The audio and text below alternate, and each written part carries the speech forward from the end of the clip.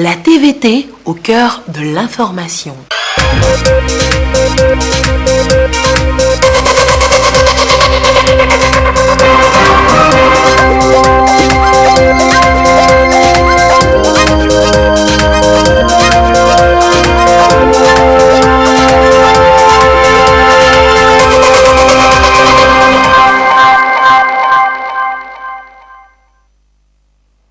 Bonsoir à tous, plaisir pour nous de vous retrouver pour ensemble faire le tour d'horizon de l'actualité de ce vendredi 27 novembre 2020. Au sommaire donc de cette édition, le Togo et ses ambitions vers le programme Threshold du Millennium Challenge Corporation.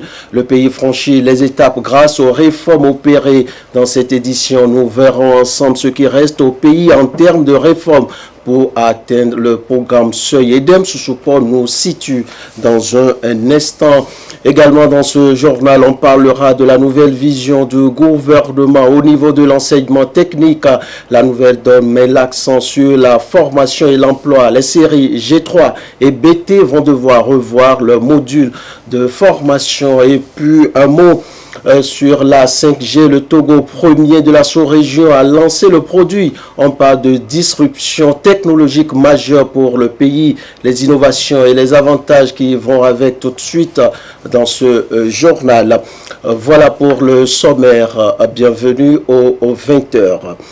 À la présidence de la République togolaise ce matin, le chef de l'État, Faure Sozimna Gnassingbé, a échangé avec Patrice Anator, député au Parlement français. La coopération décentralisée et les projets de développement des communes du Togo étaient entre autres sujets débattus. Nous écoutons à présent l'élu français qui répondait aux questions de Ramdan Bassina.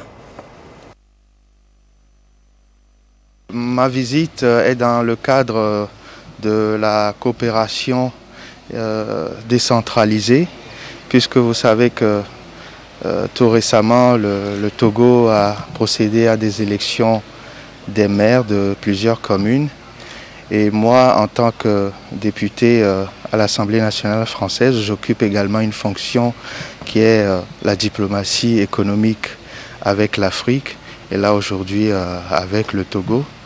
Et donc, c'est pour discuter surtout de tout ce qu'il y a à mettre en place dans ces différentes collectivités territoriales qui existent désormais.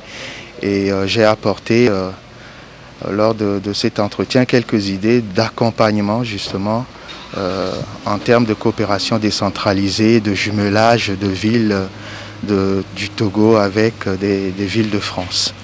Et puis, bien sûr, nous avons partager aussi l'idée de certains projets que nous portons avec l'appui de l'Agence française de développement sur des projets de développement au Togo, notamment des projets sur l'énergie, l'électrification, et puis sur l'entrepreneuriat, notamment l'entrepreneuriat féminin.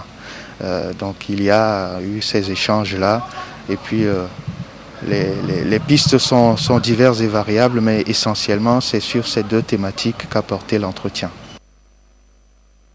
La suite de cette édition est comme annoncé avec la marche du Togo vers le programme Threshold du MCC.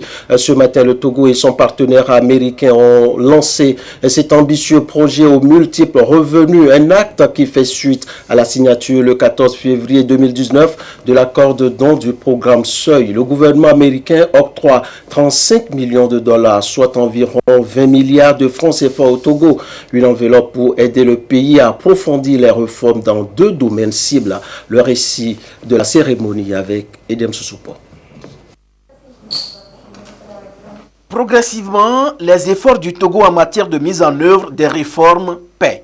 Le pays est donc considéré par les États-Unis prêt à exécuter le Threshold ou le programme Seuil. Cette décision est ici entérinée par l'échange de lettres d'entrée en vigueur du dit programme. 35 millions de dollars, soit environ 20 milliards de francs CFA, sont débloqués par le gouvernement américain. Ils contribueront à stimuler la croissance économique et réduire la pauvreté. Le programme va prendre en compte deux volets. Le projet de réforme des technologies de l'information et de la communication TIC et le projet de réforme foncière. TIC, l'objectif, c'est de pousser à un développement de toutes les entreprises qui interviennent dans le secteur des TIC, de susciter évidemment la concurrence et qui va aussi améliorer la qualité des services. C'est le vecteur de diffusion de la croissance aujourd'hui. Allons-nous laisser certains de nos concitoyens sur la berge? Nous disons non. On va donc travailler à travers ce programme à créer les conditions par la réglementation d'un accès aux services universels, d'un accès égal aux technologies de l'information et de la communication, créer les conditions d'une baisse effective des coûts. Le deuxième volet, qui est un vecteur, un facteur essentiel de croissance, c'est l'agriculture. Mais l'agriculture, dans tous les pays, souffre d'un gros goulot d'étranglement qui est la non-maîtrise du foncier. Créer un cadre réglementaire pour le foncier et créer des conditions de faciliter la sécurité foncière. Aujourd'hui, les 3/4 des conflits dans nos tribunaux sont des conflits fonciers. Il faut, par une législation adéquate, assainir ce secteur. Ces deux secteurs ont été identifiés comme des contraintes à la croissance économique. 4 ans vont suffire pour mettre en place des réformes importantes dans ces deux domaines.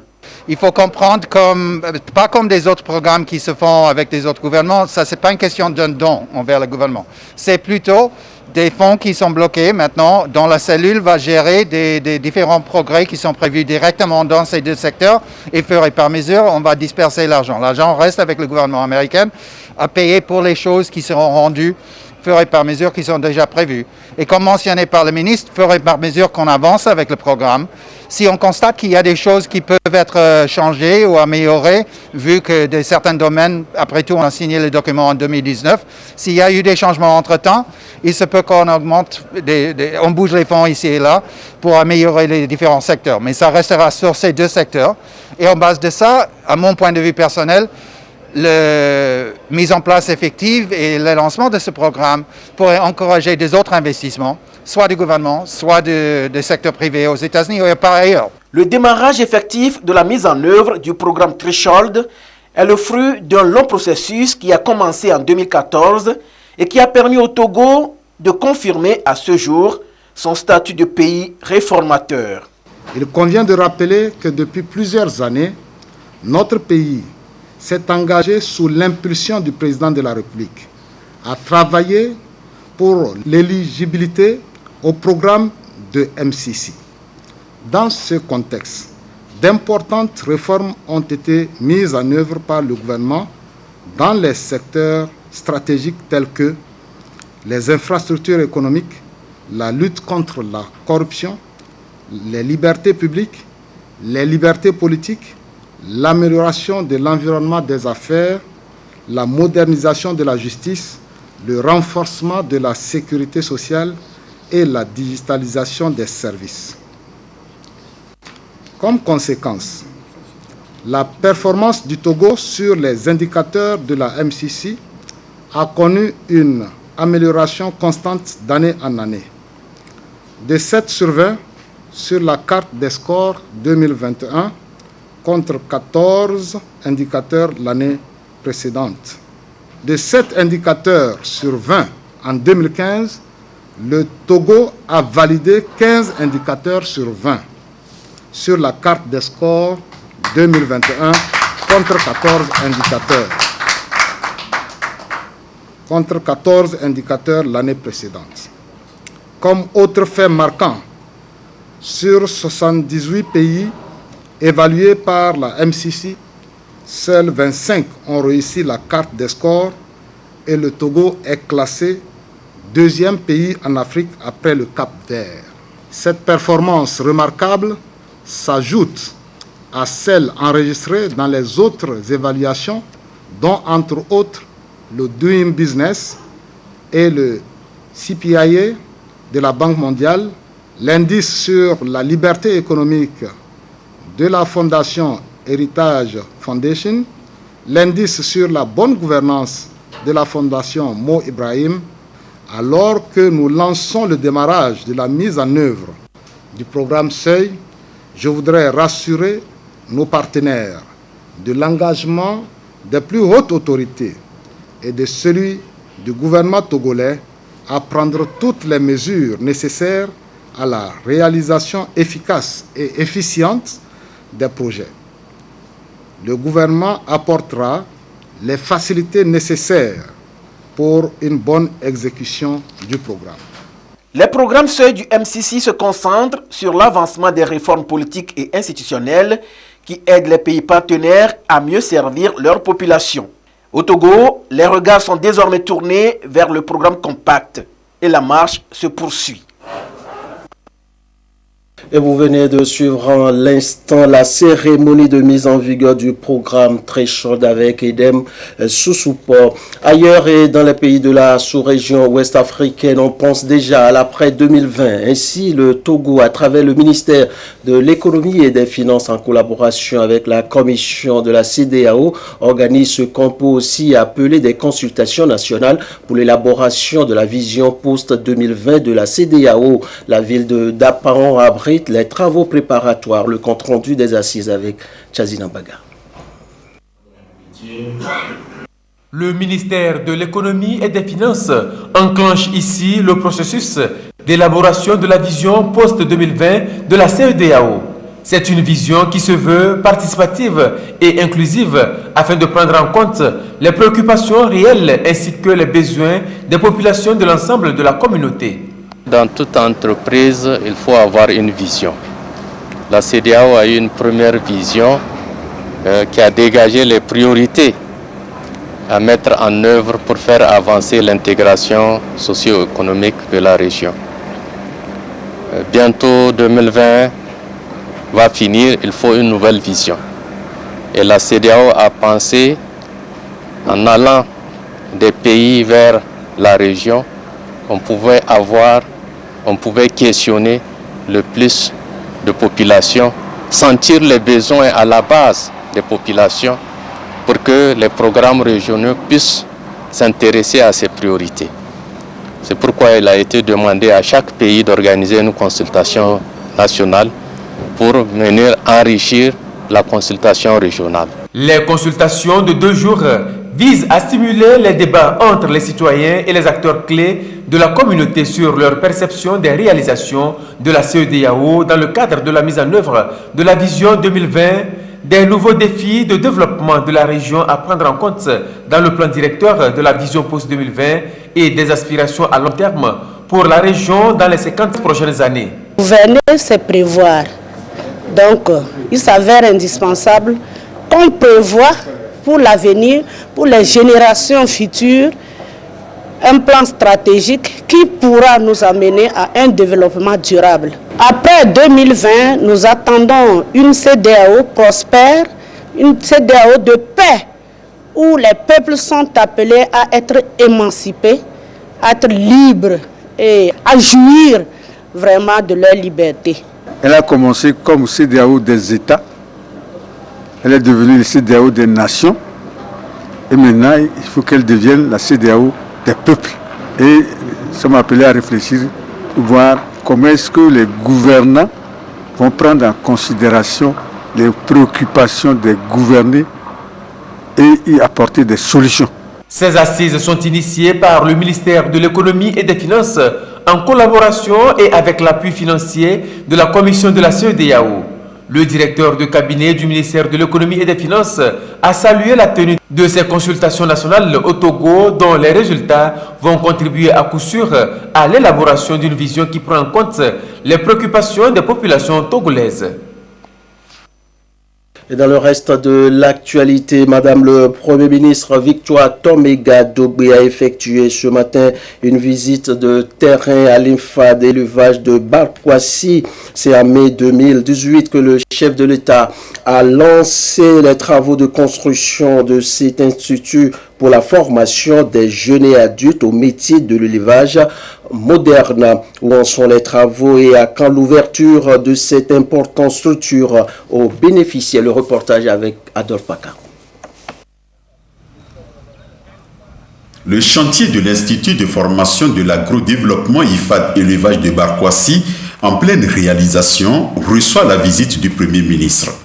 Madame Victoire Toméga-Dogbe, qui a à cœur le suivi des projets phares du gouvernement pour se rassurer de leur bon déroulement et du respect de la qualité des ouvrages dans leur réalisation, a mis aujourd'hui cap sur cette plateforme de 320 hectares au cœur de Barkwassi. Visite guidée, le directeur général de l'Institut. Composante après composante, tout le chantier est parcouru.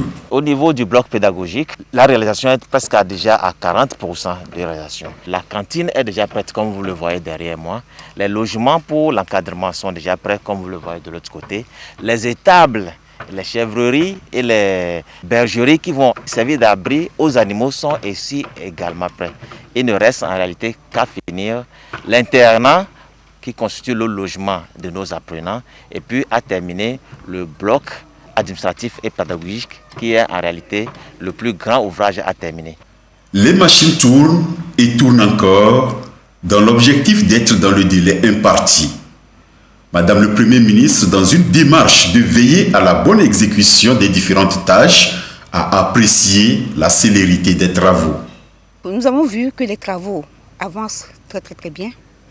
L'IFAD d'élevage Barkwassi, c'est sur une surface de 320 hectares. C'est un coût d'environ 3 milliards de francs CFA financés sur les ressources propres de notre pays. C'est important de le dire. Et il faut donc veiller à la bonne exécution des travaux et dans le temps aussi. Car ça prend trop de temps, ça coûte encore plus cher. Et nous avons vu que les travaux avancent bien. Le restaurant, les logements sont déjà prêts, les étables sont déjà prêtes également. Le gros du travail qui reste maintenant, c'est à 40-50%, mais c'est le campus numérisé. Et nous avons insisté pour que les travaux s'accélèrent. Nous avons mobilisé les populations qui sont les premières bénéficiaires de cet ouvrage parce que ça va développer toute la région, de se mobiliser pour accompagner la mise en œuvre de telles infrastructures. Et l'instruction qui a été donnée, c'est que les travaux puissent finir dans les 6 mois qui viennent pour qu'on ait la rentrée scolaire en septembre 2021. Septembre prochain pour ouvrir ce joyau à la jeunesse et aux adultes qui espèrent évoluer dans l'élevage moderne. C'est un nouveau jour qui se précise et se lève sur Barkwassi et ses fils. La gestion également des liquidités des entreprises, l'Agence nationale de promotion et de garantie de financement des PME-PMI lance le débat et forme dans la foulée les chefs d'entreprise sur les techniques les plus récentes en la matière, compte rendu Carmen Madiakapo. Les PME-PMI, même en cette période de crise sanitaire, doivent bien gérer leur liquidité pour non seulement survivre, mais aussi pour croître plus rapidement. À ce numéro du mercredi de l'entrepreneur, l'Agence nationale de promotion et de garantie de financement des PME-PMI ANPGF donne aux entrepreneurs, chefs d'entreprise et porteurs de projets togolais les meilleures stratégies pour une gestion efficace de leur liquidité. Il est constaté actuellement dans plusieurs pays une récession économique qui est durement ressentie par les PME-PMI qui sont des structures réputées pour leur fragilité. Et ces structures s'exposent donc à un risque de faillite. Pour apporter un tant soit peu une solution à ces difficultés, l'ANPGF a trouvé opportun de former les chefs d'entreprise sur la gestion de la liquidité des PME. Près de 2/3 des faillites d'entreprises découlent d'une gestion mal maîtrisée de leur trésorerie selon les experts. Il est donc important de se protéger contre les risques de déclin. La liquidité qui permet à l'entreprise de fonctionner. Si vous vendez et que vous ne récupérez pas les fonds de vos ventes, l'entreprise ne pourra pas faire face à ces échéances au niveau des banques, elle ne pourra pas payer ses fournisseurs et elle sera obligée à mettre la clé sous le paillasson. Donc, c'est dire que la trésorerie, la liquidité est très importante. Et l'adage populaire le dit, l'argent c'est le nerf de la guerre. C'est le 3e numéro du mercredi de l'entrepreneur en mode webinaire pour le compte de 2020. L'ANPGF compte tout mettre en œuvre pour aider les PME-PMI togolaises à développer leurs activités, même en cette période où le coronavirus fait des ravages. Dans le reste de l'actualité, la réforme des curricula au niveau de l'enseignement technique togolais. Ici, on veut désormais composer avec formation et emploi. Et pour y arriver, il faut revoir les modules de formation. La comptabilité au niveau des séries G3 et les BT sera revue en lien avec les normes imposées par l'OADA. Compte rendu à notre Kili. Les programmes de formation en brevet de technicien BT dans la spécialité comptabilité et dans la filière G3 ont été révisés par rapport à l'acte uniforme relatif au droit comptable OADA. L'organisation et l'évaluation des examens BT et G3 en comptabilité se feront selon le référentiel OADA pour garantir les mêmes chances aux candidats sur le marché de l'emploi. Depuis l'adoption et l'entrée en vigueur du nouveau Cisco OADA, ceux qui sont formés comme commis comptables, tout de suite l'État a pris les dispositions pour réviser leur programme et former tous les formateurs aux nouvelles dispositions. Et donc, depuis le 1er janvier 2018, tous les formateurs en comptabilité appliquent les nouvelles dispositions du nouveau Cisco OADA. Il fallait cet atelier pour pouvoir mettre à jour les maquettes de programmes qui existent au niveau de la direction de la pédagogie des programmes pour les conformer au nouveau Cisco OADA. Cette révision marque un pas de géant dans les réformes curriculaires engagées par le ministère de l'Enseignement technique et de l'Artisanat dans la mise en œuvre des formations de qualité. C'est depuis janvier 2018 que toutes les entreprises de l'espace juridique OADA ont adopté les règles, pratiques et habitudes comptables issues du nouveau système OADA révisé et adopté en 2017. On suit cette édition avec la suite de la tournée de sensibilisation de l'APLUSIA sur le rapport de l'état de la corruption au Togo. À Sokodé, l'institution a présenté les résultats aux acteurs concernés. Le récit de l'étape de Sokodé avec Désiré Aloy. Le Togo s'est résolument engagé à finir avec la corruption et la APLUSIA, haute autorité de prévention et de lutte contre la corruption et les infractions assimilées, est un instrument de lutte. Entre décembre 2019 et janvier 2020, une étude sur la perception et le coût de la corruption dans toutes les préfectures du Togo est réalisée. APLUSIA partage ici à Sokodé le contenu de cette étude avec les responsables des différents services publics et privés de la région centrale. Ce rapport va servir de première pierre dans l'élaboration de la stratégie nationale de prévention de lutte contre la corruption au Togo. Nous voulons recueillir leurs propositions, leurs recommandations pour étoffer cette stratégie qui est en cours d'élaboration. La APLUSIA continue sa campagne nationale de sensibilisation sur la corruption. La vulgarisation du document vise à recueillir des contributions, une démarche participative pour plus d'adhésion dans la lutte contre ce fléau. APLUSIA, par cette tournée, entend se présenter davantage aux populations et exposer les répressions et infractions assimilées. La corruption est et reste de nos jours un véritable fléau qui handicape grandement le processus de développement des pays.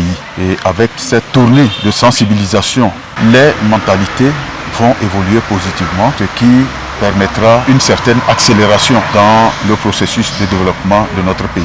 Le Togo poursuit efficacement la lutte contre la corruption afin de maintenir la confiance chez les investisseurs. Une lutte qui permet aussi la réussite de tous les projets de développement au bénéfice des populations.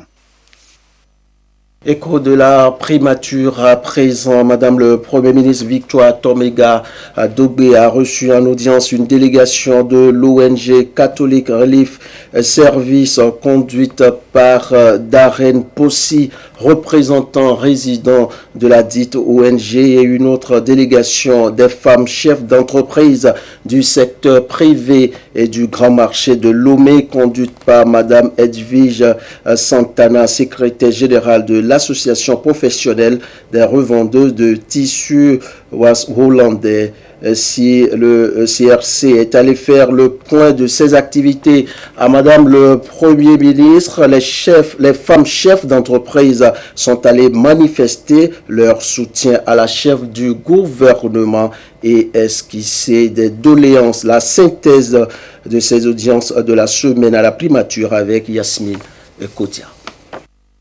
Le programme de cantine scolaire initié par le gouvernement reçoit l'appui du partenaire catholique Relief Services quand l'organisation des femmes chefs d'entreprise du secteur privé et du grand marché de Lomé réaffirme son engagement aux côtés du gouvernement Toméga Dogbe. Les délégations des deux structures ont été reçues à la primature. Pour le représentant résident de Catholic Relief Services, il est question de faire le bilan des activités de l'ONG à Madame le Premier ministre. En fait, le CRS, nous avons travaillé très prochement avec son Excellence quand elle était le ministre du Développement à la base dans notre projet de cantine scolaire qui vient d'être lancé au nord de Togo au mois de janvier. Donc c'était une opportunité pour donner un peu d'une mise à jour sur ce projet parce qu'elle était bien impliquée dans l'élaboration du projet. Elle a indiqué qu'elle est très contente d'entendre que le projet bouge. C'est une opportunité de discuter comment les organisations non gouvernementales internationales peuvent mieux coordonner avec les efforts du gouvernement togolais pour le développement socio-économique. L'objet de la seconde audience à la primature. Les femmes du secteur privé et du grand marché de Lomé sont venues exprimer leur adhésion à la politique de l'équité genre en action au sein du gouvernement. On est venu lui dire combien nous avons été honorés, qu'il y ait autant de femmes dans le gouvernement. Nous sommes toutes derrière elle pour que le Togo puisse avancer. Avec le Covid, nos entreprises ont des problèmes énormes.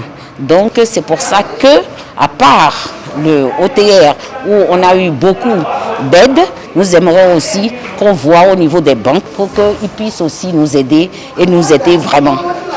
La deuxième chose, c'est que le marché de Lomé, qui était le fleuron dans la sous-région, n'est plus là et nous demandons à ce que la première pierre qui a été posée, que le marché soit construit. Nous connaissons le projet. C'est le Covid qui a fait que le début de la construction du marché a été retardé. Face à la crise sanitaire liée au coronavirus, les femmes chefs d'entreprise du secteur privé et du grand marché de Lomé, face au Premier ministre, plaident pour la reprise rapide des travaux.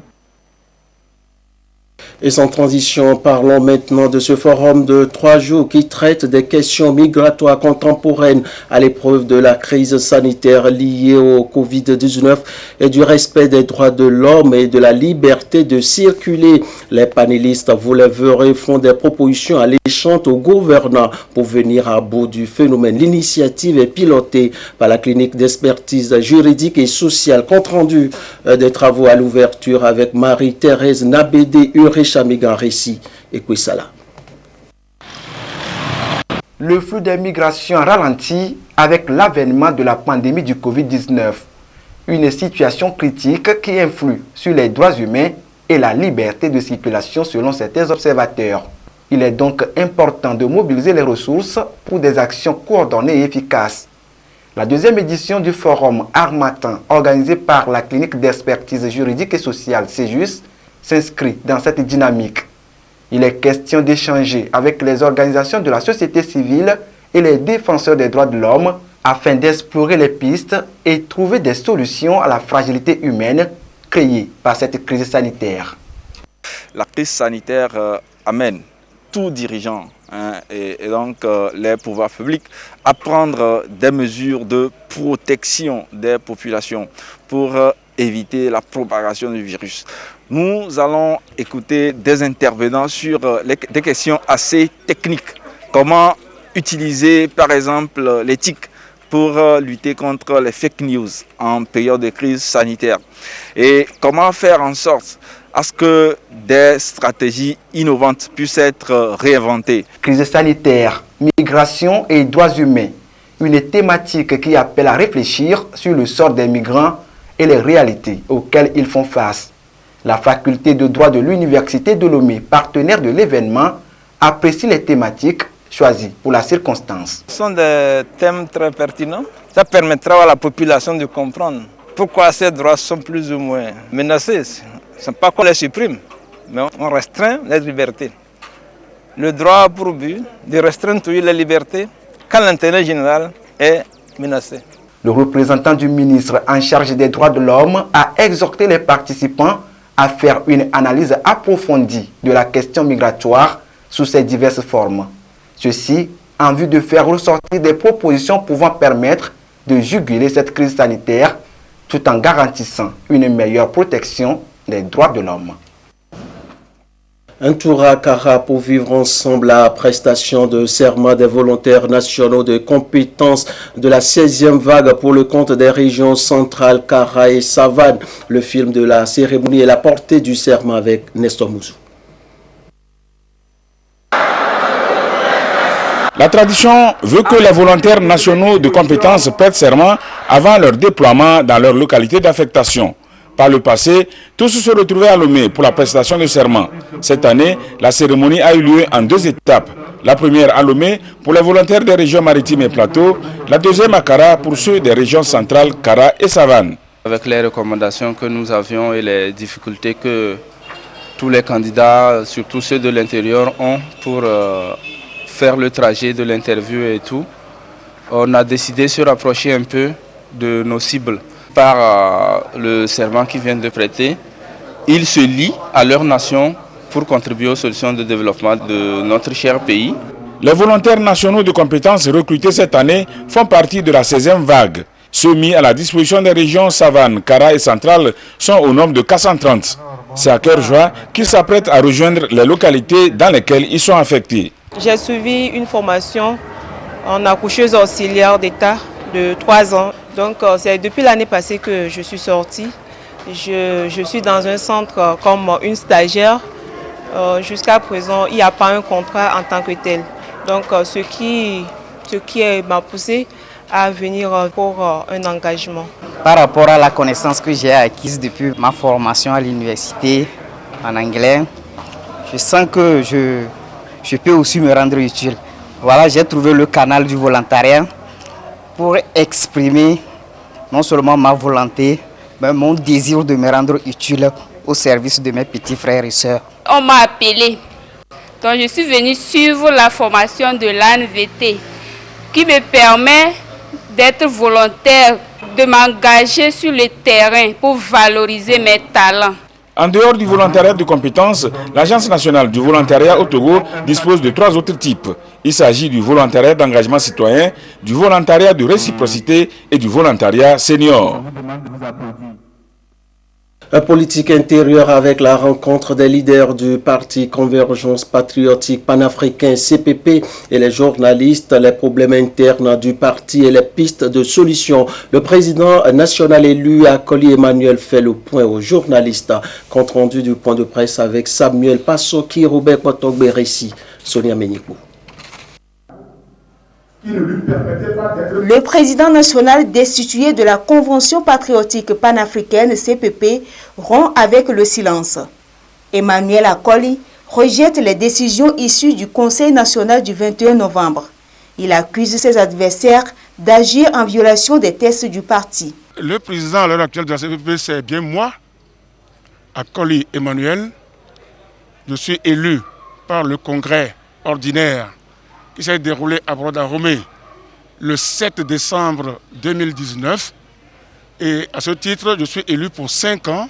Il y a des gens qui se sont levés en violation de tous les textes du parti que nous avons adoptés ensemble au Congrès et qui se permettent de pouvoir organiser un conseil national. Si on doit aller à un conseil national, mais il faut écrire au président. Le président est là, je n'ai reçu aucun courrier me demandant de convoquer un conseil national. Je dis bien aucun courrier. Et ils se disent qu'ils sont élus pour un bureau provisoire. Et là aussi, nos textes ne prévoient jamais de bureau provisoire. Il se dit prêt à œuvrer de concert avec les dissidents pour une issue favorable à la crise que traverse la CPP. La convergence patriotique panafricaine regroupe 4 partis politiques, le PDU, l'UTD, le PAD et l'UDS Togo. Je vous fais à présent lecture de la situation de la pandémie au nouveau coronavirus au Togo à ce jour du vendredi 27 novembre 2020 et la situation se présente comme suit. Le nombre de cas confirmés est de 2926, 22 nouveaux cas depuis hier. Le nombre de personnes guéries est de 2401, 56 nouveaux guéris depuis hier. Le nombre de cas actifs est de 461 et le nombre de décès est de 64. Situation rendue publique ce jour par le ministre de la Santé, de l'Hygiène publique et de l'accès universel aux soins, professeur Moustapha Meji Yawa. La 5G au Togo, une réalité, Togocom étant ainsi son réseau commercial à travers cet outil indispensable à la communication de qualité, une nouvelle technologie qui va certainement répondre aux besoins des consommateurs. La cérémonie de lancement avec Sonia Médico. Le Togo passe de la 4G à la 5G depuis ce 27 novembre 2020.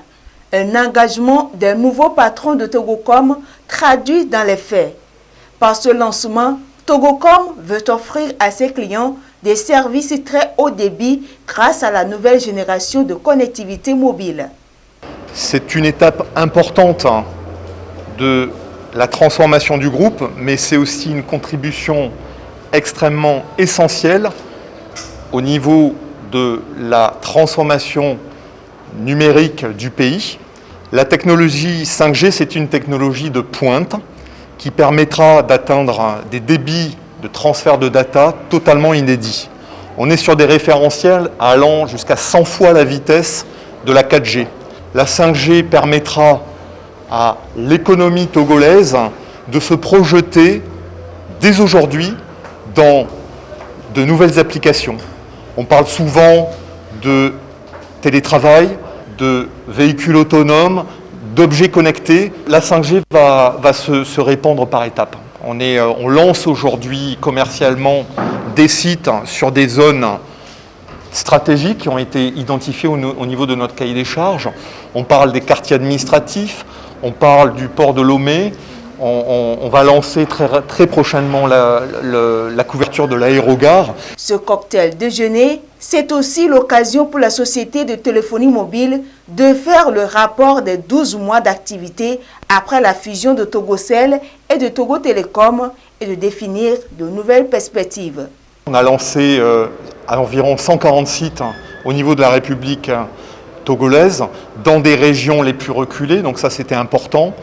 Au jour d'aujourd'hui, 100% de nos sites sont 3G, la moitié sont en 4G. Nous nous engageons et nous avons déjà démarré un gros effort sur l'accélération du fibrage de la ville de Lomé. Et nous prévoyons, durant le premier trimestre 2021, d'aller sur les villes en région.